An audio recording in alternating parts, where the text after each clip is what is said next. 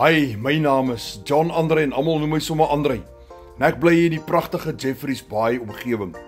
Ek is 64 jaar jonk en ek maak dollars aanlyn met my selfoon. 2 ure per dag hier in die gemak van my eie huis, net met my selfoon.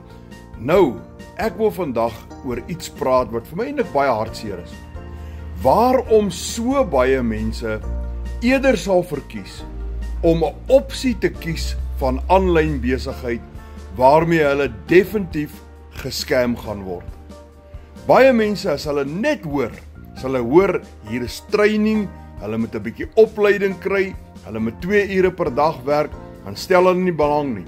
Dan gaan klop hulle liewer aan daai scammers se deur wat vir hulle sê betaal vandag R3000 en oor 4 weke gaan dit R75,000 wees. En hulle val vir daai storie. Mense, daar bestaan nie so iets nie.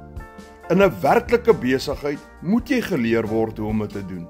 Jy het uitgawes. Hier is net 'n eenmalige aankoop-uitgawe, dan het jy nooit weer uitgawes nie. Dan is dit net wins op wins op wins. Ja, jy moet 'n bietjie werk insit.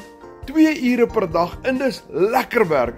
Ek geniet elke oomblik. Dit bring my in kontak met nuwe mense, ek maak nuwe vriende terwyl ek nuwe kliënte maak. Ek hoef nie kliënte te gaan soek nie. Attraction marketing bring hulle na my toe. Nou as jy wil weet hoe ek aanlyn geld maak met my selfoon, hy 2 ure per dag hier in die gemak van my huis, dollars. En ek maak geld in dollars en ek spandeer in rande. WhatsApp my met die woord meer inligting. Skryf vir my meer inligting in die comments, maar as jy ernstig is, WhatsApp my met die woorde meer inligting en ek gaan vir jou presies al die inligting stuur hoe jy dit ook kan doen.